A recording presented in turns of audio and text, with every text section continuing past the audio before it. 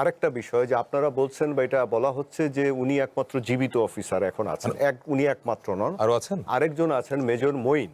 আচ্ছা। মেজর মঈন এসআইনটিতে ছিলেন, উনি সেখান থেকে ছুটির নাম করে ওই চট্টগ্রামে গিয়েছিলেন, পরে উনিও কিন্তু ভারতে পালিয়ে গিয়েছেন। বাংলাদেশের রাজনীতির যে কয়টি ব্ল্যাক হোল, জিয়াউর রহমানের হত্যাকাণ্ড তার একটি। রাষ্ট্রপতি থাকা অবস্থায় সেনাবাহিনীর একটি অংশই তাকে গুলি করে হত্যা করে। জিয়াউর রহমান ছিলেন একজন বীর মুক্তিযোদ্ধা। মুক্তিযুদ্ধে অসামান্য অবদান রাখা একজন রাষ্ট্রনায়ককে যারা হত্যা করলেন তারাও ছিলেন মুক্তিযোদ্ধা। জিয়া হত্যার অভিযোগে সেনাবাহিনীর ৩১ জন অফিসারকে অভিযুক্ত করা হয়, তাদের মধ্যে ১৩ জনকে মৃত্যুদণ্ড দেওয়া হয়, যাদের সবাই ছিলেন মুক্তিযোদ্ধা। ফলে এই নির্মম হত্যাকাণ্ড নিয়ে কিছু প্রশ্নের মীমাংসা আজও হয়নি। এরকম বাস্তবতায় ৪৫ বছর পরে বৃহস্পতিবার একজন গুরুত্বপূর্ণ আসামিকে গ্রেপ্তার করা হয়েছে। তিনি অবসরপ্রাপ্ত মেজর মোজাফফর হোসেন। প্রশ্ন হলো, তার এই গ্রেপ্তারের মধ্য দিয়ে জিয়া হত্যার অমীমাংসিত রহস্যের জট খুলবে কিনা, কিংবা কোনো নতুন মেরুকরণ তৈরি হবে, সেই প্রশ্নের উত্তর খোঁজার চেষ্টা করব। আমাদের সঙ্গে আছেন আন্তর্জাতিক সম্পর্ক বিশ্লেষক, অবসরপ্রাপ্ত brigadier general ATM Ziaul Hasan, আপনাকে স্বাগত। আছেন বাংলাদেশ ডিফেন্স জার্নালের সম্পাদক আবু রুশদ, আছেন রাষ্ট্রবিজ্ঞানী অধ্যাপক ডক্টর আব্দুল লতিফ মাসুম। আপনার তিনজনকে স্বাগত জানাই। আমি জনাব আব্দুল লতিফ মাসুম স্যার, আপনাকে দিয়ে শুরু করি যে ৪৫ বছর পর একজন আসামিকে গ্রেপ্তার করা হলো, যিনি এই ঘটনার একমাত্র জীবিত আসামি। এত বছর পরে তাকে গ্রেপ্তারের মধ্য দিয়ে নতুন কোনো মেরুকরণ তৈরি হবে কিনা, কিংবা জিয়াউর রহমান হত্যাকাণ্ড নিয়ে যেসব প্রশ্ন জনমনে আছে কিংবা রাজনৈতিক পরিসরে আছে, সেই প্রশ্নগুলোর উত্তর পাওয়ার একটা সম্ভাবনা তৈরি হলো কিনা? আপনি যথার্থভাবেই প্রথমে উল্লেখ করলেন যে বাংলাদেশের রাজনীতিতে যে সমস্ত বিয়োগান্তিক ঘটনা আছে, ট্র্যাজেডিক ইভেন্টস আছে, জিয়াউর রহমানের এই মৃত্যু, তার অ্যাসাসিনেশন, এটা একটা বড় ধরনের একটি ঘটনা যেটা গোটা জাতিকে আন্দোলিত করেছিল। এখন নতুন করে যে মেজর মুজাফফরের গ্রেপ্তারের মধ্য দিয়ে আমার মনে হয়েছে যে এটি একটা পুনর্পাঠ বা পুনঃগবেষণা বা রিঅ্যাসেসমেন্ট বা নিউ হরাইজন মানে উদ্ভাসিত হতে পারে, উদ্ঘাটিত হতে পারে তার গ্রেপ্তারের মধ্য দিয়ে। আপনারা সবাই জানি যে এই যে মেজর মুজাফফর দীর্ঘ ৪৫ বছর ধরে পৃথিবীর বিভিন্ন প্রান্তে বিচরণ করেছে, এবং আমার বিশ্বাস করতে ইচ্ছা করে যে গত ১৭ বছরে হয়তোবা এই দেশে তিনি ছিলেন। তিনি ছিলেন এই কারণে যে গত ১৭ বছরে যে স্বৈরাচার বাংলাদেশের জনগণকে আষ্টে পৃষ্ঠে আঁকড়ে ধরেছিল, তাদের আশ্রয় এবং প্রশ্রয় তিনি পেয়েছেন। এখন আবার একজন অবশ্যই ভাবতে কষ্ট হয় যে আর যাই হোক, একটা সরকার তো, বাংলাদেশের সরকার, শেখ হাসিনা সরকার, কিভাবে একজন খুনিকে, একজন দণ্ডপ্রাপ্ত আসামিকে জানা অবস্থায় অথবা অজানা অবস্থায় তাদেরকে আশ্রয় প্রশ্রয় দিয়েছে। তো এখন এটা একটা কাকতালীয় ঘটনা যে এই সময়টায় এই মেজর মুজাফফর গ্রেপ্তার হয়েছে, সেই সময় বাংলাদেশে বিএনপির রাজনৈতিক উত্তরাধিকার এবং রক্তের উত্তরাধিকারের ব্যক্তিত্ব মানে রাষ্ট্র ক্ষমতায় আজকে তারা অধিষ্ঠিত। সুতরাং তাদের জন্য একটা নতুন ডাইমেনশন মানে হয়েছে। আমার যতটা মনে পড়ে, আমি জিয়াউর রহমানের উপর গবেষণা করতে গিয়ে এই একটি সন্দর্ভ রচনা করি এবং এই জন্য আমি পিএইচডি ডিগ্রি লাভ করি। তো সেখানে অ্যাসাসিনেশনের বিষয়টি নিয়ে আমি চিন্তা করেছি, চেষ্টা করেছি, সত্যতা নির্ণয়ের চেষ্টা করেছি। সেখানে আমরা নানা তত্ত্বকথার আড়ালে এটা দেখাবার চেষ্টা করেছি যে এটা একটা তিনটে মোটা দাগে আমরা তিনটা কথা বলতে পারি। প্রথমত যে আর্মি অফ দ্য লিবারেশন, দ্বিতীয়ত ইন্টারনাল পলিটিক্স, তৃতীয়ত এক্সটার্নাল পলিটিক্স। এই তিনটি ডাইমেনশনে যদি আমরা অ্যাসাসিনেশন, বাংলাদেশে এলো এই প্রথম touchless RAK sensation water closet ঘটনাকে পর্যবেক্ষণ করি, তাহলে পরে আমাদের সামনে সেই সময়ের ইতিহাস, সেই সময়ের রাজনৈতিক অবস্থা, সেই সময়ের রাষ্ট্রনৈতিক বা রিজিওনাল পরিস্থিতি আমাদেরকে এইভাবে ব্যাখ্যা করতে শেখায়। জিয়াউর রহমান অসম্ভব রকম জনপ্রিয়তা অর্জন করেছিলেন। স্যার, আমি তিনটা কারণ তো আপনি বললেন, আমি একটু ডিটেইল একটু পরে আসবো। জাস্ট কি কি কারণে ঘটলো সেই ব্যাখ্যাটা আপনি দিবেন। আমি একটু জাস্ট জিয়া ভাই, একটা বিষয় যে ধরেন এই ভদ্রলোক ৪৫ বছর হয় দেশে ছিলেন কিংবা বিদেশে ছিলেন, আবার বলা হচ্ছে খবরে যে আত্মগোপনে ছিলেন ছদ্মনামে। এখন কথা হলো যে এত বছর একটা লোক যে পালিয়ে থাকতে পারলেন, এটা কি করে সম্ভব হলো? এবং তাকে গ্রেপ্তার করা হলো ডিওএইচএস থেকে, মানে সেনাবাহিনীর অবসরপ্রাপ্ত অফিসারদের আবাসন ডিওএইচএস, সেখান থেকে গ্রেপ্তার করা হলো। তাকে আশ্রয় প্রশ্রয় কারা দিয়েছিল আসলে? বিসমিল্লাহির রহমানির রহিম। আমি আপনার সকল দর্শক শ্রোতাদের সালাম এবং শুভেচ্ছা দিয়ে বক্তব্য শুরু করছি। আজকে এটা একটা অত্যন্ত চাঞ্চল্যকর খবর যে মেজর মোজাফফর, যিনি শহীদ প্রেসিডেন্ট জিয়াউর রহমান বীরুত্তম, তার হত্যার সঙ্গে সরাসরি জড়িত ছিলেন, এটা আমরা জানতাম। এবং আমি তার আগে একটা জিনিস বলছিলাম, আমার একটু ব্যক্তিগত অভিজ্ঞতা আছে। প্রেসিডেন্ট জিয়াউর রহমানকে আমি সামনাসামনি দেখেছি, আমি তখন সেকেন্ড টার্মের ক্যাডেট, এবং জিয়াউর রহমান হত্যাকাণ্ড যখন হয় আমরা তখন বিএমএতে ক্যাডেট হিসেবে আছি। এবং এরপরে হত্যাকাণ্ডের পরের যে বিচার প্রক্রিয়া, সেই সমস্ত অফিসারদেরকে যাদেরকে কোর্ট মার্শালের মুখোমুখি করা হয়েছে, তাদের অনেকের সাথে আমার সাক্ষাৎ হয়েছে ওই সময়। তার মধ্যে দুজনের নাম আমার এখন খুব ভালো মনে পড়ে। একজন ছিলেন মেজর মারুফ, আর একজন ছিলেন সম্ভবত মেজর হাফিজ। উনি ছিলেন এসসির অফিসার, একজন সিগন্যালসের অফিসার। তো ওনাদেরকে মৃত্যুদণ্ড দেওয়া হয় নাই, কিন্তু এনারা ছিলেন চিটাগং স্টেশনে ছিলেন। এই হত্যাকাণ্ডে সাধারণত আপনি সবাই জেনে থাকবেন যে এটা মুক্তিযোদ্ধা অফিসার যারা ছিল তারা সবাই এটার মধ্যে অন্তর্ভুক্ত ছিল, এবং তাদের মধ্যে মেজর মোজাফফর এবং মেজর এস এম খালেদ, যিনি ছিলেন BM 69 ব্রিগেড এবং ইনি ছিলেন BM 65 ব্রিগেড। এই দুইজন পলাতক ছিল। ইনি ছিলেন SS2 আর এস এম খালেদ যিনি ছিলেন উনি ছিলেন হলো SS1-এর। অর্থাৎ এই দুইজন অফিসার এবং সেই সাথে ক্যাপ্টেন মোসলেউদ্দিন, এই তিনজন পলাতক ছিলেন। আর বাকি যারা ছিলেন ব্রিগেড কমান্ডার 69 ব্রিগেডের মহসিন, তারপরে কর্নেল নওয়াজেশ, তারপর হচ্ছে কর্নেল মাহবুব, তারপরে কর্নেল ফজলে হাসান, কর্নেল মতি, এরা সবাইকে কিন্তু ফাঁসির মুখোমুখি করা হয়েছে। এবং এই যে পালিয়ে তারা থাকলেন, এই যে কেন জিয়াউর রহমানদের হত্যাকাণ্ড হলো, এটার ব্যাপারে কিন্তু অনেক রকম মিথ আমি বলবো যে এটা প্রচলিত আছে। কারণ এই তদন্তটা জনসমক্ষে কখনোই আনা হয় নাই এবং জাতিকে জানতে দেওয়া হয় নাই যে জাতির একমাত্র আমি বলবো রাষ্ট্রনায়ক যিনি ছিলেন, তাকে হত্যা করার পরে তার হত্যাকাণ্ডের তথ্য উদ্ঘাটন করা হলো না। যদি হয়েও থাকে এবং দ্রুত ফাঁসি দিয়ে দেওয়া হয়। হ্যাঁ, ফাঁসি দেওয়া হয়েছে। এটা এখন কথা হচ্ছে যে জেনারেল মঞ্জুর সাথে যে প্রেসিডেন্ট জিয়াউর রহমানের যে তাদের ব্যক্তিগত না, এটা অ্যাকচুয়ালি একটা আদর্শিক দ্বন্দ্ব আমি বলবো। যে জিয়াউর রহমান মুক্তিযোদ্ধা অফিসারদের প্রতি খুবই দুর্বল ছিলেন, এবং আমি তার যত রকম আমি সেনাবাহিনীতে আসার পরে এবং তার আগের থেকেই, তখন অবশ্য তত্ত্ব বুঝিনি, বাট সেনাবাহিনীতে আসার পরে আমি তার ইতিহাস পড়ে আমি দেখেছি যে জিয়াউর রহমান মুক্তিযুদ্ধ তার একটা খুব একটা নাজুক তার অবস্থান তার হৃদয়ে ছিল, এবং এই মুক্তিযুদ্ধে যারা তার সহকর্মী ছিল বা সহযোদ্ধা ছিল তাদের প্রতি অত্যন্ত দুর্বল ছিলেন। এখানে অনেকে প্রশ্ন করতে পারে, এবং শুধু তাই না, এবং তাদের যে সবচেয়ে বড় কথা কি, যে ওই সময় যে মুক্তিযোদ্ধারা ছিল তাদের বয়স ছিল 30 এবং 25-এর মাঝামাঝি। তো এই বয়সের যারা অফিসার, তাদের ভিতরে আবেগ প্রচন্ডভাবে কাজ করেছে, এবং যুদ্ধ এমন একটা ব্যাপার, এটা আবেগ দ্বারা অ্যাকচুয়ালি আবেগ দিয়েই তাড়িত। তার আবেগ ছাড়া কিন্তু আসলে যুদ্ধে জয়লাভ করা সম্ভব হয় না।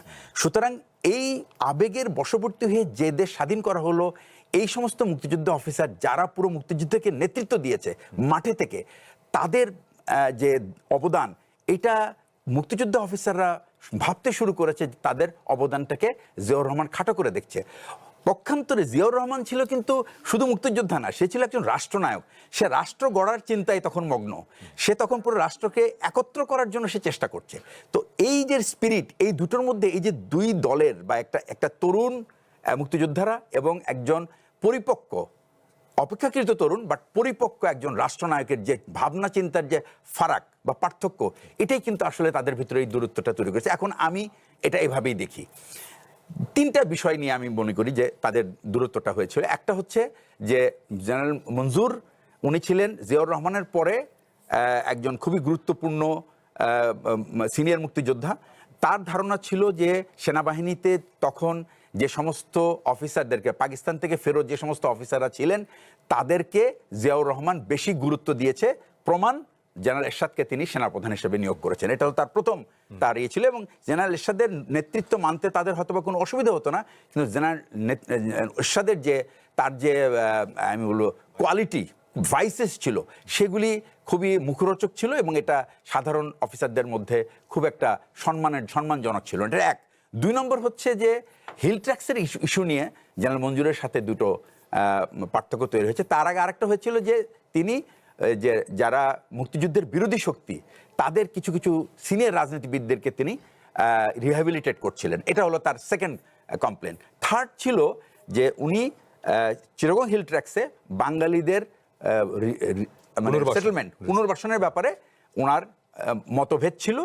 এবং আমি শুনেছি প্রেসিডেন্ট জিয়াউর রহমান, আমার সিও ছিলেন তার এডিসি, জিয়াউর রহমানের এডিসি, উনি বলেছেন যে আমি জিয়াউর রহমানকে যখন পুরো ব্যাপারটা ব্যাখ্যা করা হলো, জিয়াউর রহমান শুধু এক শব্দে বলল সেটেলমেন্ট উইল গো অন, বলে উনি ওনার সিদ্ধান্ত দিয়ে এসছেন। সো জিয়াউর রহমানের এই সিদ্ধান্ত একটা, আমি বলবো যে একটা যুগান্তকারী সিদ্ধান্ত। যদিও এটা নিয়ে অনেকের অনেক রকম মত থাকতে পারে, তবে বাংলাদেশের পতাকা চিটাগং হিল ট্র্যাক্সে এখন উড্ডয়মান বিকজ এই বাঙালিরা ছিল বলেই, তাদের কারণেই কিন্তু আজকে আমরা হিল ট্র্যাক্সে আমাদের দেশের জাতীয় পতাকা আমরা দেখতে পাচ্ছি। থার্ড পয়েন্টটা যেটা ছিল সেটা হচ্ছে যে এই মুক্তিযুদ্ধ অফিসারদেরকে উনি ভাবছেন যে তাকে কর্নার করে দেওয়া হয়েছে। আসলে এই কর্নারটা কিন্তু জেনারেল মঞ্জুর নিজেই করেছেন। উনি কোনো পাকিস্তান ফেরত অফিসারদেরকে উনি ওনার ফরমেশনে নিতে চাইতেন না। যারা কেউ অধিনায়ক হতো উনি এমএস ব্রাঞ্চে কথা বলে তাদেরকে সরিয়ে দিতেন। উনি বলতেন যে আমি দরকার হলে একটা মেজর ইউনিটের কমান্ড করবে, but I don't want a lieutenant colonel, Pakistan ফেরত লেফটেন্যান্ট কর্নেল। এই যে একটা বিভাজন, এটা জিয়াউর রহমান চায় না। জিয়াউর রহমানের কিন্তু তত্ত্ব ছিল ডিফারেন্ট। উনি কিন্তু সেনাবাহিনীকে যদি উনি বিভাজিত দেখেন, সেই সেনাবাহিনী কিন্তু দাঁড়াতে পারবেন না, বিকজ উনি এত মোকাবেলা করতে হয়েছে ওনাকে, যার কারণে উনি সেনাবাহিনীকে একত্রিত করতে চেয়েছেন। এবং পাকিস্তান ফেরত যে অফিসাররা ছিল তারা কিন্তু সবাই, 2-1 হয়তো বা তাদের প্রবলেম থাকতে পারে, বেশিরভাগ কিন্তু তাদের পেশাগত দক্ষতা ছিল, তাদের সাংগঠনিক ক্ষমতা ছিল, এবং এই আর্মিটার কিন্তু ব্যাকবোন ছিল তারাই। আমরা যে যাই বলি না কেন, তারা কিন্তু ছিল ব্যাকবোন। তাদেরকে দিয়ে কিন্তু আমরা এই সমস্ত ইনস্টিটিউশনগুলো তৈরি করেছি। আজকে যে বড় বড় ইনস্টিটিউশন আপনি দেখেন, এনডিসি বলেন, স্টাফ কলেজ বলেন, স্কুল অফ ইনফ্লুয়েন্ট ট্যাকটিক্স, এটা কিন্তু তাদের তৈরি। সুতরাং তাদের অবদানটাকে জিয়াউর রহমান এই জিনিসটা বোঝাতে চেয়েছেন, কিন্তু জিয়াউর রহমান এবং মুক্তিযুদ্ধ অফিসাররা তারা এমন একটা মেরুতে দাঁড়িয়েছিল যে তাদের ভিতরে সেই যোগাযোগটা হচ্ছিল না। মানে মনে করা হয়েছিল যে জিয়াউর রহমান মুক্তিযুদ্ধের বিপক্ষে দাঁড়াচ্ছেন, তাদের ধারণা ছিল। এই মেসেজটা অনেকের মধ্যে ছিল। জিয়াউর রহমান এমন একটা ব্যক্তিত্ব ছিলেন, উনি কিন্তু এরকম মানে সদালাপি না, উনি খুব রিজার্ভ প্রকৃতির, রাশভারী ছিলেন, এবং ওনার সখ্যতা শুধুমাত্র 2-1 সাথে ছিল। এটা জিয়াউর রহমানের একটা বিরাট একটা ব্যারিয়ার ছিল। এইটার জন্যই কিন্তু এই বিষয়ে আরো একটু ডিটেইল একটু যাবো। আমি একটু আবু রুশ, আমরা গণমাধ্যমে খবরে যেটা পাচ্ছি যে যিনি অ্যারেস্ট হলেন মোজাফফর হোসেন, তিনি ভারতে দীর্ঘদিন পালিয়েছিলেন শক্তি ব্যানার্জি ছদ্মনামে। এই ঘটনার মধ্যে এটা কি বলা যায় বা এই উপসংহারে পৌঁছানো যায় যে জিয়াউর রহমান হত্যার পেছনে বিদেশি ষড়যন্ত্র ছিল? মানে এটা শুধুমাত্রই জেনারেল মঞ্জুরের সঙ্গে তার ব্যক্তিগত হোক কিংবা প্রাতিষ্ঠানিক বিরোধ, এর বাইরেও একটা ইন্টারন্যাশনাল ষড়যন্ত্র ছিল, এটা বলা যায়? অবশ্যই বলা যায়। আমি আগে বলে নিই যে মেজর মোজাফফর যখন পালিয়ে যান, আচ্ছা আরেকটা বিষয় যে আপনারা বলছেন বা এটা বলা হচ্ছে যে উনি একমাত্র জীবিত অফিসার এখন আছেন। উনি একমাত্র নন, আরো আছেন, আরেকজন আছেন মেজর মঈন। আচ্ছা, মেজর মঈন এসআইনটিতে ছিলেন, উনি সেখান থেকে ছুটির নাম করে ওই চট্টগ্রামে গিয়েছিলেন। পরে উনিও কিন্তু ভারতে পালিয়ে গিয়েছিলেন। উনি কি এই আসামি? হ্যাঁ, মানে উনিও পালিয়ে গিয়েছিলেন কোর্ট অফ ইনকোয়ারি হওয়ার সময়। মেজর মোজাফফর, এই যে আপনার মেজর খালেদ এবং মেজর মঈন, এরা পালিয়ে চলে যান।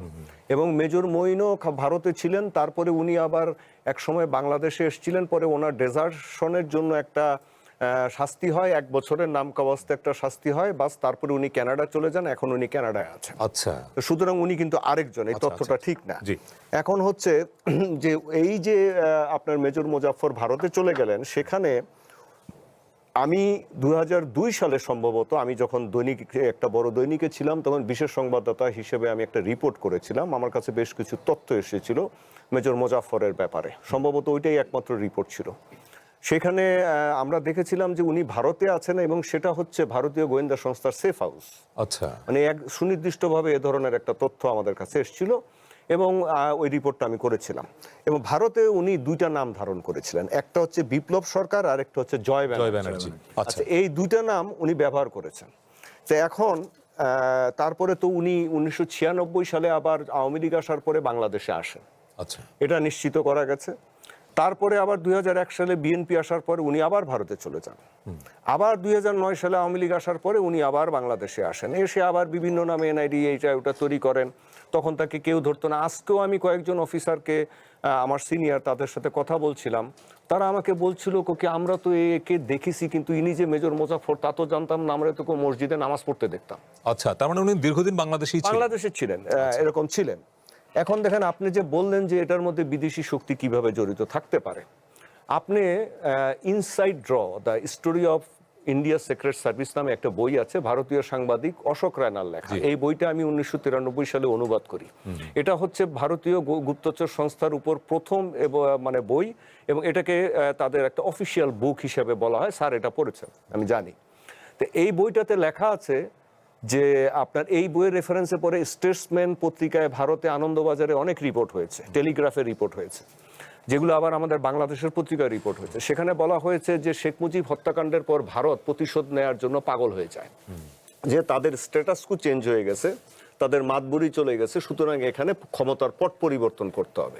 এবং জেনারেল জিয়াউর রহমান যেহেতু একটি স্বতন্ত্র প্রতিরক্ষা নীতি বাস্তবায়ন করছিলেন এবং খুব দ্রুত সেনাবাহিনীর আকার বাড়াচ্ছিলেন, তাতে তারা সন্ত্রস্ত হয়ে যায়।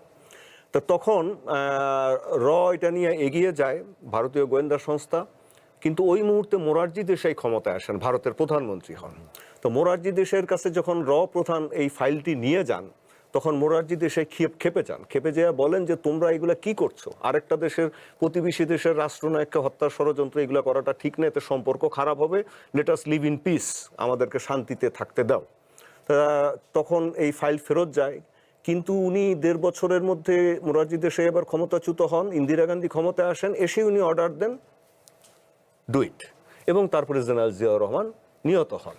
এখন এই যে স্যার একটা কথা বলছিলেন যে জেনারেল জিয়াউর রহমানের সময় অনেক কু হয়েছে, 21টা কু হয়েছে। এই 7ই নভেম্বর 1975 সালের পর বাংলাদেশ সশস্ত্র বাহিনীতে 21টা কু একটার পর একটা হয়েছে। সবচেয়ে বড় কুটা হয়েছে হত্যাকাণ্ড ছাড়া 77 সালে আপনার বিমান বাহিনীতে 11 জন ফাইটার পাইলট আমাদের মারা গেছে, 200 লোক মারা গেছে। হ্যাঁ, মানে আমাদের বিমান বাহিনী প্রায় শেষ হয়ে গিয়েছিল। আচ্ছা, এগুলোর সাথে কারা জড়িত ছিল? এগুলোর সাথে জড়িত ছিল কর্নেল তাহের গং, হাসানুল হক ইনুয়েন গং, যারা বড় বড় কথা বলে, সুশীল কথা বলে, তাদের সাঙ্গপাঙ্গ গণবাহিনী। এই গণবাহিনী কারা? এরা আমাদের আর্মির ডিসিপ্লিন নষ্ট করে বাংলাদেশ আর্মিকে শেষ করে দিতে চেয়েছিল। এখন আরেকটা তথ্য উঠে এসেছে, যেটা সাধারণত পত্রপত্রিকায় বা বইয়ে আসে না। সেটা হচ্ছে কর্নেল ডালিম, আপনার কর্নেল ফারুক, কর্নেল রশিদ, যারা শেখ মুজিব হত্যাকারী, তাদের একটি সংগঠন ছিল, সেটা হচ্ছে সেনা পরিষদ। এই সেনা পরিষদও সশস্ত্র আর্মিতে, নেভিতে, এয়ারফোর্সে পেনিট্রেট করেছিল। 77 সালের এই কুয়ের সাথেও তারা জড়িত, এবং এই 21টা কুয়ের মধ্যে তারা জড়িত। কর্নেল ফারুক মানে বাংলাদেশে গোপনে এসে তার যে আপনার ট্যাঙ্ক রেজিমেন্টটা তখন জেনারেল জিয়া সাভার থেকে আপনার পাঠিয়ে দিয়েছিল বগুড়ায়, উনি গোপনে বগুড়া চলে গিয়েছিলেন, বগুড়ায় গিয়ে ওখানে কু করেছিলেন, সেটাকে বহু কষ্টে দমন করতে হয়েছে। তো এ সমস্ত জিনিস ক্রনোলজি দেখলে মনে হয় যে জেনারেল জিয়ার এই 3.5-4 বছরের শাসনামলে 21টা কু ওনাকে মোকাবেলা করতে হয়েছে। তারপরে শেষেরটাতে গিয়ে উনি নিহত হয়েছেন। আরো একটা তথ্য পাওয়া যায় যে উনাকে এই চট্টগ্রামে আরো 2বার হত্যার চেষ্টা করা হয়। একটা হচ্ছে পাসিং আউট, মিলিটারি একাডেমির পাসিং আউট প্যারেডের সময় ইবিআরসি মেসে, ইস্ট বেঙ্গল রেজিমেন্টাল সেন্টার মেসে, সেটা কোনো এক কারণে ব্যর্থ হয়। এরপরে অপারেশন আয়রন, বাংলাদেশে এলো এই প্রথম touchless RAK sensation water closet shield নামে বাংলাদেশে একবারই আপনার একটা ল্যান্ডিং অপারেশন হয়েছিল কক্সেস বাজারে।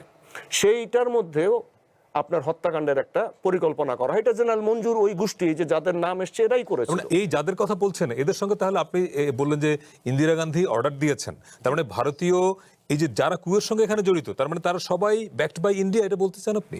তাদের সবাই মানে কি, যারা মূল চক্রান্তকারী, আর বাকিগুলো তো এদের অর্ডার, বাকিগুলো তো অন্যভাবে কাজ করে।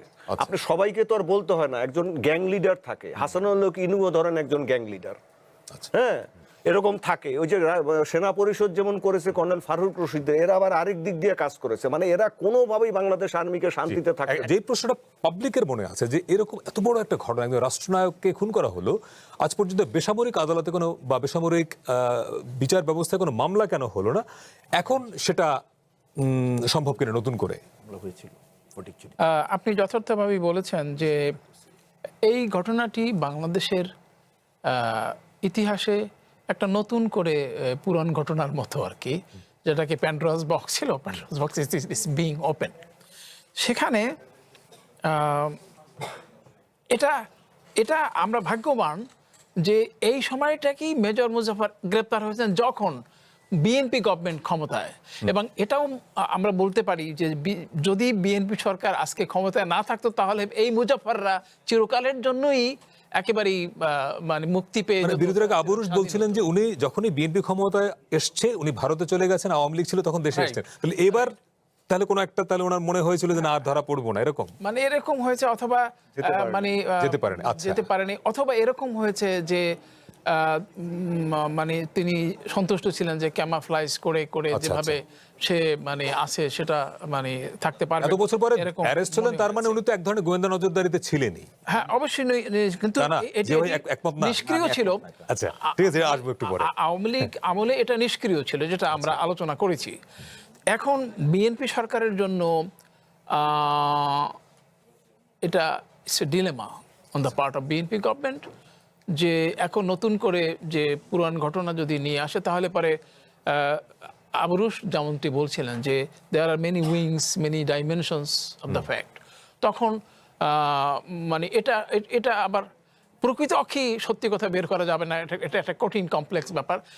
আপনার ইনফরমেশনের জন্য বলি, সেই সময় কিন্তু একটি বেসামরিক তদন্ত কমিশন গঠিত হয়েছিল, এবং আমি যেহেতু গবেষণা মামলা হয়েছিল কি? হ্যাঁ, মামলা হয়নি, কিন্তু একটি একজন জাস্টিসের অধীনে জাস্টিসের নেতৃত্বে একটা বেসামরিক কমিশন হয়েছিল, এবং সেই কমিশনের রিপোর্ট আমি নিজে দেখেছি তার বাসায় গিয়ে। ওই ভদ্রলোক আমাকে দেখতে দিয়েছেন, কিন্তু কোনো উদ্ধৃতি বা কোনো এটাকে মানে ওইভাবে ব্যবহার করতে আমাকে অনুমতি দেননি। কিন্তু আপনি যদি কোর্স নাও করেন, আপনি যা পড়েছেন যেহেতু, তাতে কি আপনি কনভিন্স ছিলেন সেই রিপোর্টে? সেই রিপোর্টে আমার মনে হয়নি যে অসম্ভব রকমের একটা মানে নতুন তথ্য বেরিয়েছে, এরকম মনে হয়নি। জাস্ট সাদামাটা ঘটনার বিবরণ। আপনারা জানেন যে এর পরবর্তীকালে মানে সেই পুরনো কথায় আবার যদি আমরা ফিরে আসি, যে বেসামরিক রিপোর্টটি কেন গুরুত্ব পায়নি, কেন প্রকাশিত হয়নি, কেন বেসামরিক ট্রাইব্যুনালের প্রস্তাবও ছিল, আর ছিল পিপলের তরফ থেকে, কিন্তু সেটাও হয়নি। তার কারণ হলো যে মানে বিষয়গুলি এতটাই কমপ্লেক্স, এতটাই জটিল, এতটাই কুটিল, এতটাই গোপন ছিল যে এগুলো নিয়ে হ্যান্ডেল করা তখন মানে দুর্বল জাস্টিস আব্দুল সাত্তার সরকারের জাস্টিস সত্তারের পক্ষে মানে কঠিন ছিল। সেখানে মানে পুরনো কথায় যেটা আমরা ফিরে যাই যে লিবারেশন আর্মি, মানে এটা একটা রাষ্ট্রবিজ্ঞানে বা মিলিটারি পলিটিক্সের ক্ষেত্রে এটা একটা তত্ত্বকথা আছে, আর্মি অফ দ্য লিবারেশন। মানে হচ্ছে যে সিলভারস্টেইন এই তত্ত্বটার প্রবর্তক, তিনি মনে করেন যে যে সমস্ত সেনাবাহিনী মুক্তিযুদ্ধে বা লিবারেশনে অংশগ্রহণ করে তাদের মধ্যে একটা জাতিগতভাবে একটা দাবি বা একটা ধারণা, পারসেপশন ডেভেলপ করে যে তারাই এই জাতির একমাত্র উদ্ধারকারী। যেমন মানে শেখ সাহেব হত্যার ব্যাপারে যখন ওরা মানে কর্নেল ফারুক, কর্নেল রশিদরা যে তত্ত্বকথার আয়োজন করেছিল, সেটা হচ্ছে এই যে গোটা জাতি আমরা রক্ত দিয়ে স্বাধীনতা করেছি, অথচ এই গত 3 বছরে শেখ সাহেবের অন্যায় অনিয়মের কারণে স্বাধীনতা বিপন্ন হতে চলেছে, দেশে দুর্নীতিতে ডুবে গেছে, দেশের ন্যায় বিচার নেই। এগুলো পরিশুদ্ধতার জন্য তারা এই বিপ্লবটি করছেন। আবার একই কথা মানে বলা হচ্ছে জিয়াউর রহমানের ব্যাপারে, যে জিয়াউর রহমান স্বাধীনতার সাথে মানে মুক্তিযুদ্ধের সাথে বেইমানি করেছেন। আমার মনে পড়ে যে মানে একটা মানে মিটিংয়ে মানে ওই তাকে বলা হয়েছিল যে you are playing politics too much. তার মানে হচ্ছে যে মানে এখন আমার গবেষণার মানে সিদ্ধান্তটা হচ্ছে এরকম যে ডিলেমাস অফ এ মিলিটারি রুলার, এটা এই বইয়ের একটি মানে দ্বিতীয় শিরোনাম, ডিলেমাস অফ এ মিলিটারি রুলার। আমরা বলতে চেয়েছি যে যখনই একজন জিয়াউর রহমানের মতো জনপ্রিয় গ্রহণযোগ্য ব্যক্তি বৈধতা অর্জন করেন, জনগণের কাছাকাছি যেতে চান, তখনই তার প্রতিপক্ষে সেনাবাহিনী সেই অন্যায়ের বিরোধিতার যুক্তি অথবা লিবারেশন ওয়ারের যুক্তি, স্যার। আপনার স্পষ্ট যে মঞ্জুর সাহেব তো লিবারেশন আর্মির লোক সব মানে ব্রিগেড সাহেব বলেছেন যে মানে যারা মানে প্রো লিবারেশন ছিলেন, যারা মুক্তিযোদ্ধা সেনাবাহিনীর লোক ছিলেন, তাদের সবাইকে তিনি ওখানে মানে চিরাঙ্গে মানে জড়ো করেছিলেন এবং জিওর মানে এরশাদ তার দুর্বল নেতৃত্বের কারণে এর সাথে প্রসঙ্গ আমরা একটু পরে আসতে চাই। জনাব আবু রুস, নেতৃত্বের কারণে একটা বিষয় তারা তাকে যেটা মানুষের অনুমতি মধ্যে দিয়েছে। যে প্রশ্নগুলো যে 13 জনকে ফাঁসি দেওয়া হলো তড়িঘড়ি করেই অনেকটা, যদি তাদেরকে বাঁচিয়ে রাখা যেত বা আর প্রসেসের মধ্য দিয়ে একটা বিচারিক প্রক্রিয়ার মধ্য দিয়ে যদি সত্যটা বের করা যেত, তাহলে প্রশ্নটা কি এরকম যে যাতে সত্যটা উদ্ঘাটিত না হয় সেজন্য দ্রুত ফাঁসিটা দেওয়া হলো এক, দ্বিতীয়ত বেসামরিক যদি একটা মামলা হতো তাহলে বিচারটা আরেকটু অন্যভাবে হতে পারতো কিনা? আচ্ছা, এখানে একটা তথ্য দেই, সেটা হচ্ছে যে এই এই বিচারটা কিন্তু হয়েছিল আপনার মিউটিনির কারণে, মানে বিদ্রোহকে কেন্দ্র করে, মানে সামনে রেখে বিচারটা হয়েছে, হত্যাকাণ্ডকে সামনে রেখে নয়। আচ্ছা। মানে জেনারেল জিয়ার হত্যাকে না, আচ্ছা, মিউটিনি। এটা আমার থেকে স্যার আইনটা ভালো বলতে পারবেন যে আপনার হোমিসাইড মানে কোনো হত্যাকাণ্ডের বিচার করতে গেলে তখন এটাকে নিয়ে যেতে হয় স্যার সিভিলিয়ান খাতে। তো সুতরাং তখনকার সেনা প্রশাসন চেয়েছে জেনারেল এরশাদের অধীনে যে সমস্ত সার্কামস্টেন্সিয়াল এভিডেন্স আছে এবং যে জিনিসগুলো এ পর্যন্ত সিনিয়র অফিসাররা আলোচনা করেছেন, যতটুকুই এসছে তাতে দেখা যাচ্ছে যে একটা আর্জ একটা ছিল যে তাড়াতাড়ি এই জিনিসটাকে যতটুকু পারা যায় তাড়াতাড়ি করে শেষ করো আর কি, একটা জিনিস। এবং আরো অনেক কিছু এরকম ঘটেছে, যেমন ধরেন জেনারেল মঞ্জুরের যে হত্যাকাণ্ডটা, জেনারেল মঞ্জুর বলা হচ্ছিল তখন সেনা সদর থেকে যে জেনারেল মঞ্জুরকে ধরে নিয়ে আসার পরে উত্তেজিত সৈনিকরা তাকে মেরে ফেলেছে, কিন্তু পরে এই যে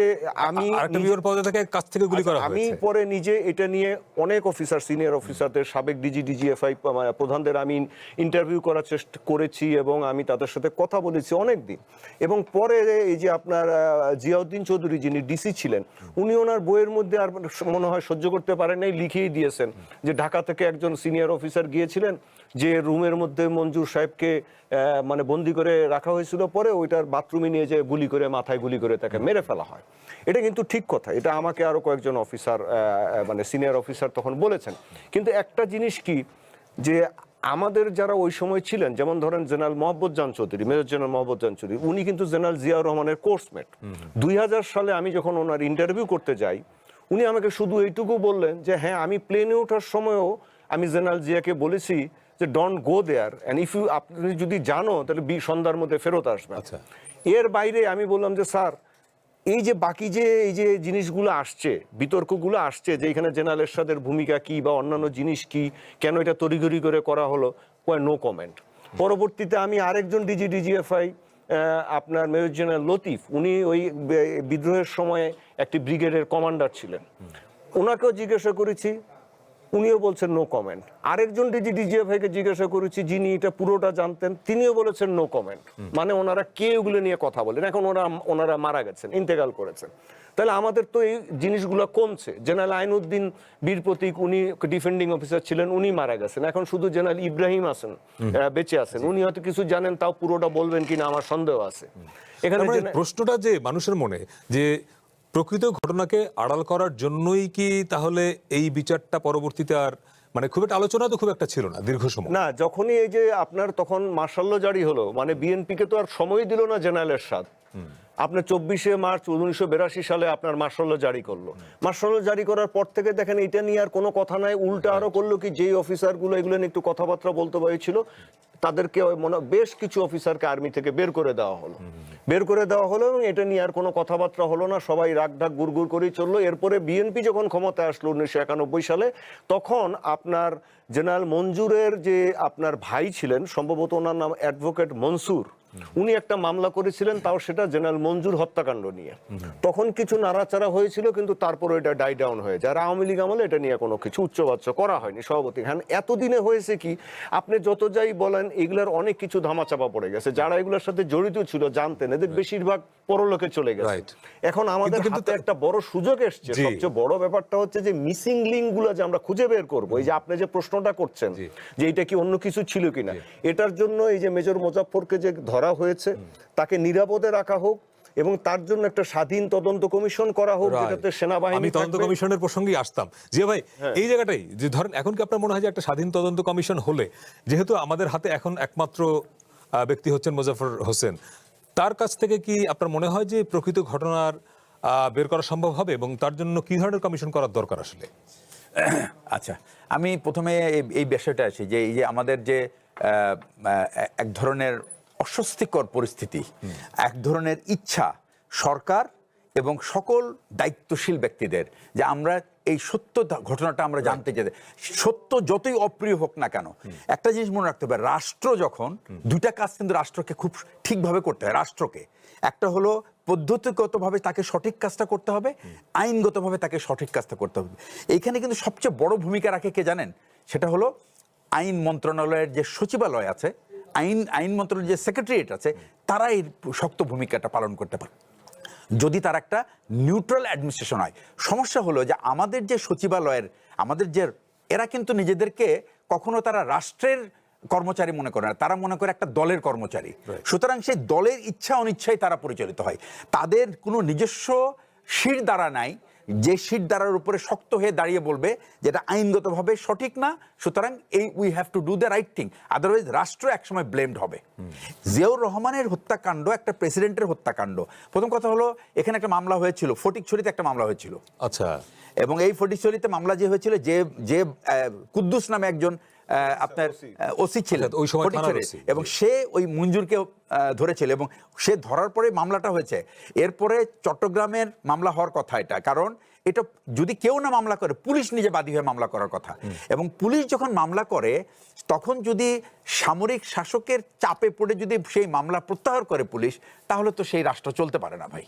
ওরা তো কুদ্দুস এই 55টা বছর ধরে নিয়ে যাওয়া হয়েছিল, বিজিএম এর চেয়ারম্যান ছিল সে। হ্যাঁ, সে আমার কথা, হ্যাঁ, এবং তাকে জেনারেল এরশাদ নিয়ে এসে বিজিএম বিশাল বড় লোক করে দিয়েছে। আচ্ছা, এখন প্রশ্নটা হচ্ছে যে জেনারেল মঞ্জুর কিন্তু সারেন্ডার করেছিল এবং general Manzur wanted to give সে ব্যাখ্যা করতে চেয়েছিল যে সে ইনভলভ আছে কি আছে না এটা, কিন্তু তাকে সে সুযোগই দেওয়া হয় না, আত্মপক্ষ সমর্থনের সুযোগটা দেওয়া হয় না। তার মানে এই যে 13 জন ফাঁসি, প্রত্যেকটা আত্মীয় স্বজনের কিন্তু একটাই কথা ছিল, তাদেরকে ফাঁসি দেওয়া হয়েছে, কিন্তু তারা যে নিজেদেরকে যে ডিফেন্ড করবে, এবং বলা হয় যে তাদের মধ্যে অনেকে ওই ঘটনায় যুক্তও ছিলেন না। হ্যাঁ, আমি আপনাদেরকে বলি যেখানে ব্যাপারটা হলো কি যে এই পুরো কুর ভিতরে কয়েকটা আমাদের সেনাবাহিনীর বিভিন্ন ব্যাচ আছে, এই ব্যাচের অফিসাররা কিছু যুক্ত ছিলেন। তাদের ভিতরে একটা ছিল SS1, এরা হলো স্বাধীনতা যুদ্ধের প্রথম কমিশন অফিসার, ভারতীয় কমিশন।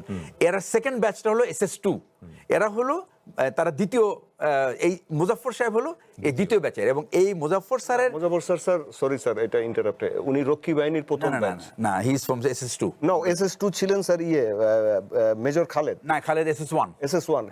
আমি বলি GRB sir, it is sure. না, হি ইজ ফ্রম SS2। আমি বলি সে, আর উনি 6 জিআরবির সিও ছিলেন, অধিনায়ক ছিলেন। আমি তোমাকে বলি যে আমার এই মুজাফফর স্যারের যে কোর্সমেট, হি ওয়াজ মাই ব্রিগেড কমান্ডার। উনি ফার্স্ট জিআরবির স্যার, এটা কনফার্ম, তার কারণ আমার মামা শ্বশুর জিআরবির ডেপুটি ডিরেক্টর ছিল। আচ্ছা, ঠিক আছে, এটা নিয়ে আমি আর করবো না, যেটা হয়তো পরে আমরা জেনে নেব। বাট পয়েন্টটা হচ্ছে যে এই SS1 SS2 জিআরবি অফিসাররা কিন্তু এর মধ্যে ইনভলভ থাকার কথা না। আমি জানি না এটা আসলে আছে কিনা। তো ব্যাপারটা হলো কি যে জিআরবি অফিসার মানে কি, আর্মিতে তো অ্যাকচুয়ালি তখন তো অলরেডি 75 এর পরে তো সবাইকে আর্মিতে নিয়ে নেওয়া হয়েছে, সুতরাং তারা সবাই আর্মি অফিসার, বা তাদের ব্যাকগ্রাউন্ড হলো জিআরবি, এটা হতে পারে। বাট আমি যতটুকু জানি মুজাফফর স্যার ছিলেন SS2 অফিসার, আমার ব্রিগেড কমান্ডার ছিলেন SS2। উনি 24 বেঙ্গলের 2IC ছিলেন। ইনি যখন এই 69 ব্রিগেড হিলটপ, এটা হলো হিলটপ মেস আছে চিটাগংয়ে, এই হিলটপ মেসে এই পরিকল্পনাটা করা হতে এই মেজর খালেদের নেতৃত্বে।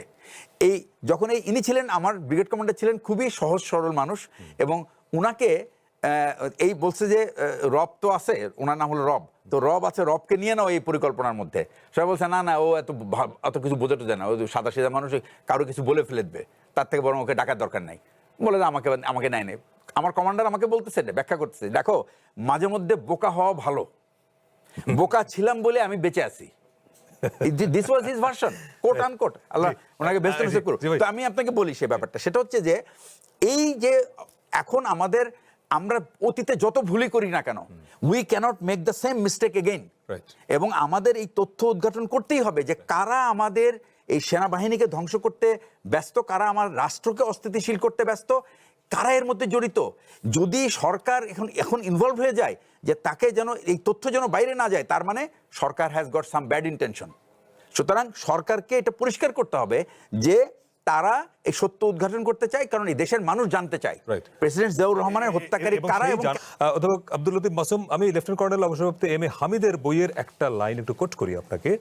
236 পৃষ্ঠে লেখা হয়েছে, মঞ্জুর বরাবরই জেনারেল এরশাদকে তার দুর্নীতি ও নষ্ট চরিত্রের জন্য প্রকাশ্যে ঘৃণা করতেন। এরশাদ ভালো করেই জানতেন জিয়ার পর তিনি ক্ষমতার মসনদে আরোহণ করলেও জীবিত মঞ্জুরের উপস্থিতিতে কোনোভাবেই তিনি নিশ্চিত মনে দেশ শাসন করতে পারবেন না। অতএব ভালো করে হিসাব নিকাশ করেই এক ঢিলে দুই পাখি মারার আয়োজন করা হয়। সবকিছু ছিল মূলত সেনাবাহিনীর অভ্যন্তরীণ ক্ষমতার কোন্দল ও ষড়যন্ত্রের ফসল। এখন এটা ওনার অবজারভেশন। যদি তাই হয় তাহলে অনেকগুলো প্রশ্ন মধ্যে এটাও একটা বড় প্রশ্ন, এরশাদের ভূমিকাটা ছিল তখন কি ছিল। সবকিছু জানবার জন্য এখন কি তাহলে একটা তদন্ত কমিশন হওয়া প্রয়োজন? মানে খুব মজার কথা যে ওই গ্রন্থে যা লেখা হয়েছে জি। আমার ফাইন্ডিংসে তার এটাই? উল্লেখ আছে। আচ্ছা আচ্ছা, অর্থাৎ যে ডোমেস্টিক কম্পালশন, অর্থাৎ মানে confusion cliques or groupings in the army, জি মানে আর্মির ওই যে পাকিস্তান ফেরত সেনাবাহিনী, আবার মুক্তিযোদ্ধা সেনাবাহিনী, এটার মধ্য দিয়ে একটা বড় ধরনের বিরোধ সৃষ্টি হয়। এবং আমি জিয়াউর রহমানের সিদ্ধান্তকে স্বাগত জানাই, যৌক্তিক মনে করি যে জিয়াউর রহমান চেয়েছিলেন যে গরিষ্ঠ মানুষের আস্থা অর্জন করতে, সেনাবাহিনীর আস্থা অর্জন করতে, প্রফেশনালিজম বা এই ওয়ার রিডেন আর্মিকে প্রাধান্য না দিয়ে নিয়মতান্ত্রিকতার মাধ্যমে নেতৃত্বের যোগ্যতা অবশ্য সব কিছু বিবেচনা করে এরশাদকে করলেন। এবং এই এরশাদকে যে সেনাপ্রধান করলেন, ইট বিকেম এ বাংলাদেশে এলো এই প্রথম touchless RAK sensation water closet. Blunder or the main reason behind the killing of Ziaur Rahman. মানে খুবই ক্ষিপ্ত হলেন। গল্পটা সবাই জানেন, মাসকারান হ্যাজ। এবং জেনারেল মঞ্জুরকে হত্যা করার যে মামলাটা এরশাদের বিরুদ্ধে ছিল, এবং এর বলাই হয় যে এরশাদ সাহেব ওনাকে হত্যাটা না করলে পুরো ঘটনাটা অন্যরকম হতে পারে। না, এটা আমার কাছে এবার গল্পও মনে হতে পারে। মানে আমি আমার গবেষণায় আমি এই কথাটা উল্লেখ করেছি, এক ঢিলে দুই পাখি। মানে এই কিন্তু মানে কতটা আমরা অনুমান করছি, বিশ্লেষণ করছি, ধারণা করছি, আর কতটা বাস্তবতা, এর মধ্যে একটা পার্থক্য আছে। তবে এটা সত্য কথা যে এরশাদ সাহেব অসম্ভব রকম দুর্বল ছিলেন এই জেনারেল মঞ্জুর কাছে। মঞ্জুর যখনই কোনো অফিসার চেয়েছে তখন তিনি সেই অফিসারকে দিয়েছেন, বা পারিপার্শ্বিক আলাপ আলোচনা সম্পর্কের ব্যাপারে তাকে ভয় করতেন রীতিমতো। তার ফলে ওই যে ভয়ের মাধ্যমে তিনি শক্তি সঞ্চয় করেছেন, এই শক্তি সঞ্চয় করতে দিয়েছেন এরশাদ। এবং যেহেতু পরবর্তীকালে আর্মি ক্ষমতা নিয়েছে এবং জাস্টিস সাত্তারের যে বেসামরিক সরকার সেটাকে কন্টিনিউ করতে দেয়নি, ওটা হচ্ছে একটা গেম যে দুর্বল একজন রাষ্ট্রপতিকে সরিয়ে তিনি নিজেই ক্ষমতায়।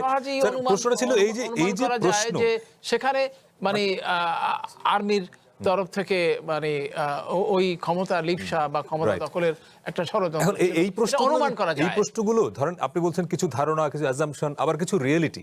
ফলে এই সব কিছুর মধ্য দিয়ে আমরা তো একটা প্রকৃত চিত্রটা চাই। তো সেই জন্য একটা কমিশন দরকার কিনা, বা সেটা হতে পারে কিনা? সেটা কমিশন হতে পারে, তবে আমাদের এই দীর্ঘ ৪৫ বছর পরে সত্য উদ্ঘাটনের প্রচেষ্টা আমাদের জন্য কতটা সত্যতা বের করতে পারবে, অথবা আরেকটি নতুন করে যে কথা একটু আগে আমরা আলাপ করলাম যে আবারও বিতর্ক, আবারও নানা ধরনের অন্তর্দ্বন্দ্ব বা বিভক্তি সৃষ্টি হবে কিনা, সেটা আরেকটা বিবেচ্য বিষয়। তবে আমার মনে হয়েছে যে একটা সাধারণ রিডিং বা গবেষণা হওয়া দরকার, অথবা যে বেসামরিক কমিশনের কথা আমি বললাম একজন জাস্টিসের অধীনে সেটি হয়েছিল, সেটাও এই সরকার ইচ্ছা করলে প্রকাশ করতে পারে। অর্থাৎ ফ্যাক্টস ফাইন্ডিং কমিটি বা এরকম কিছু করে সত্যের উদ্ঘাটন। জনাব আবু রুশ, আপনার কি মনে হয় যে এখন এই যে ৪৫ বছর, একটা লম্বা সময়, নতুন করে কি যেসব প্রশ্ন জনমনে আছে, পলিটিক্যাল স্ফেয়ারে আছে, বের করা কি অসম্ভব? না, অসম্ভব না। যেটা স্যার বলেছেন সেটা হচ্ছে যে হয়তো এখন তাকে জেরা করলে বা কিছু করলে তিনি আবার আরেক ধরনের কিছু ভুল তথ্য আচ্ছা, নিজে right. ইচ্ছা করে দিতে একটা পারেন, camouflage তৈরি করেন আরেকটা কিনা? ক্যামোফ্লেজ করতে পারেন, কেননা বেঁচে তো নাই কেউ, কিন্তু এখানে মানে তথ্য ক্রস চেক করাটা ডিফিকাল্ট। না, ক্রস চেক করার উপায় আছে। আচ্ছা। সেই উপায়টা আছে, স্যারও হয়তো আমার সাথে এগ্রি করবেন। যেমন ধরেন তখনকার সময়ের বেশ কিছু অফিসার, সিনিয়র অফিসার আমাদের এখনো বেঁচে আছেন। জেনারেল জামিল হাসান বেঁচে আছেন, জেনারেল ইমামুজ্জামান বেঁচে আছেন, কর্নেল অলি বেঁচে আছেন, এরকম অনেক অফিসার, জেনারেল ইব্রাহিম বেঁচে আছেন, ব্রিগেডিয়ার সাখাওয়াত বেঁচে আছেন, এরকম অনেক একটা বইয়ের মধ্যেই ঘটনাগুলো আছে কিছু। যারা তখন চাকরি করেছেন মানে চট্টগ্রামে বা আপনার বিভিন্ন গুরুত্বপূর্ণ পদে, তাদের বহুজনই বেঁচে আছেন। সুতরাং ক্রস চেক করা যাবে। যেটা বড় ব্যাপার আপনি বলেছেন সেটা হচ্ছে স্বাধীন একটি তদন্ত কমিশন করা দরকার। তার কারণ আমরা এই ৪৫ বছর পরে একটা বড় সুযোগ পেয়েছি এই বিতর্কগুলোর থেকে বেরিয়ে আসা। সেই কমিশনে কি মিলিটারি এবং সিভিল? হ্যাঁ, আমি বলছি যে এটা মূলত হবে মিলিটারি। তার কারণ উনি মিলিটারি অফিসার ছিলেন, ওনাকে যতই বলেন বিচার করতে গেলে সামরিক আইনে করতে হবে, আপনি এটার বাইরে যেতে পারবেন না। হ্যাঁ, এখন ওনার তো কোর্ট অফ ইনকোয়ারি হয়েছিল, কোর্ট মার্শাল হয়নি। এখন ওইখানে সামরিক বাহিনীর কর্মকর্তারা থাকতে পারেন, আপনার ডিজিএফ এর কর্মকর্তারা থাকতে পারেন, অর্থাৎ গোয়েন্দা সংস্থার, আপনার প্রতিরক্ষা মন্ত্রণালয়, স্বরাষ্ট্র মন্ত্রণালয়ের সংশ্লিষ্ট কর্মকর্তারা ধরেন একজন থাকতে পারেন। সাবেক বিচারপতিকে দিয়ে করা সম্ভব না এটা? না, এটা আপনি মিলিটারির মধ্যে রাখেন। তার কারণ এটা আপনি ওদিকে দিলে এটা অন্য দিকে চলে যাবে, তার কারণ মিলবে না। আপনার দুই ধরনের জিনিস।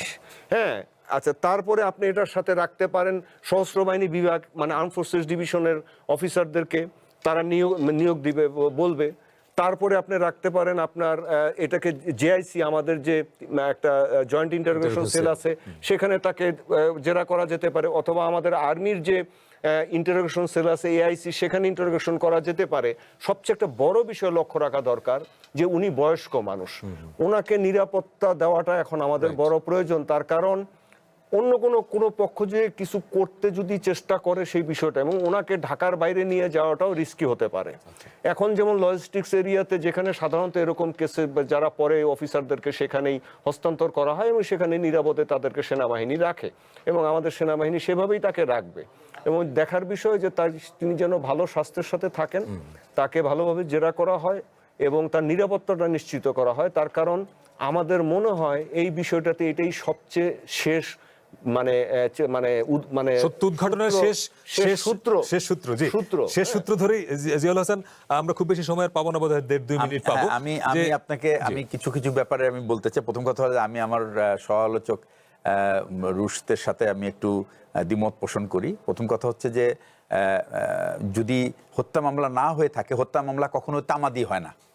হত্যা মামলা রাষ্ট্রের একজন নাগরিক, প্রেসিডেন্ট জিয়াউর রহমান শুধু উনি তো সামরিক ব্যক্তিত্ব ছিলেন না, উনি তো তখন অবসরপ্রাপ্ত, উনি ছিলেন প্রেসিডেন্ট। সুতরাং উনাকে উনার হত্যাকাণ্ড অবশ্যই একটা বেসামরিক মামলা হওয়ার কথা যদি না হয়ে থাকে এখন করা যেতে পারে। কারণ মামলা, এই হত্যা মামলা কোনোদিন যে কেউ সংক্ষুব্ধ, তার আত্মীয় হতে পারে, অনাত্মীয় হতে পারে, যেই হোক, প্রেসিডেন্ট জিয়াউর রহমানের ভাই বোনদের মধ্যে যদি ভাইদের মধ্যে যদি কেউ থাকে, ভাতিজা তারাও করতে পারে, ওনার সন্তান যদি না করে তারাও যে কেউ এটা না করলে রাষ্ট্র করতে পারে, রাষ্ট্র করতে পারে। তার থেকে বড় ইম্পর্টেন্ট হচ্ছে যে আমরা সবসময় একটা কথা বলি যে আমরা এটা জটিলতায় পড়বো, বিপদে পড়বো, আর কোন কেঁচো খুঁড়তে সাপ বের হবে। সাপ কেন, অজগর বের হোক না, অসুবিধাটা কি? আমাদের তো জানা দরকার। We need to know where that অজগর is. কত বড় অজগর। Because এই যে একটা জিনিস, এইভাবে আমরা প্রত্যেকটা জিনিস ধামাচাপা দিয়ে আমরা এটাকে একটা উদ্গীরণের চেষ্টা করছি এবং পরে একটা বিস্ফোরণ মুখ ধারণ করবে। সুতরাং এখান থেকে বের হওয়ার কোনো উপায় নাই। আর আমি বলবো যে এটা বেসামরিক ব্যক্তিত্ব দরকার। এখানে আইনের ব্যাপারটা আছে, সেটা দেখতে হবে। সামরিক ব্যক্তিত্ব থাকতে পারে, একটা কমিটি গঠনের জন্য যদি কোনো সামরিক বিশেষজ্ঞতা নিতে পারে। আমার যতটুকু মনে আছে, মেজর জেনারেল ইব্রাহিম সম্ভবত ছিল ডিফেন্ডিং অফিসার, এবং এই যে উনি ছিলেন ডিফেন্ডিং অফিসার, তার মানে কি এই সমস্ত 13 জনকে যে ফাঁসি দেওয়া হয়েছে তাদেরকে উনি বাঁচানোর চেষ্টা করেছেন। দ্যাট মিনস ওই ঘটনার পুরো তথ্য তার জানা আছে। এবং আরো কিছু জিনিস জানা আছে, যেটা আমার জানা আছে, আমি এখনো পাবলিক মিডিয়াতে বলতে পারবো না, কিন্তু এই তথ্যগুলি আছে। তার মানে আপনি মনে করছেন যে একটা তদন্ত কমিশন হওয়া উচিত বেসরকারি লেভেলে? হ্যাঁ, বেসরকারি, এটা অবশ্যই একটা মানে আইনগতভাবে সঠিক হইতে হবে, এটাই হলো আমার পয়েন্ট। আমি জানি না এটা বেসরকারি না সামরিক না কে করবে। আইন, দুইটা জিনিস মনে রাখতে হবে, পদ্ধতিগতভাবে সঠিক জি। সেকেন্ড হলো আইনগতভাবে সঠিক, যেন এটা স্বাধীন তদন্ত Right. কমিশন হোক, স্যার। যেটাই হোক, আমাদের দরকার আমাদের শেষ করতে হচ্ছে সত্য ঘটনা জানা। স্যার একদম 30 সেকেন্ড যদি হয়। মানে সিভিল মিলিটারি কম্পোনেন্টস দিয়ে এটা Right. করা উচিত, যেখানে সামরিক বেসামরিক দুই পক্ষের লোক আইনের নিয়ে। ব্যাখ্যাও থাকবে আর সামরিক বাহিনীর প্রতিনিধিত্বও থাকবে, তাহলে পরে এটা একটা পরিপূর্ণ অনেক অনেক ধন্যবাদ আপনার তিনজনকেই। আজকের মতো শেষ করছি এখানে।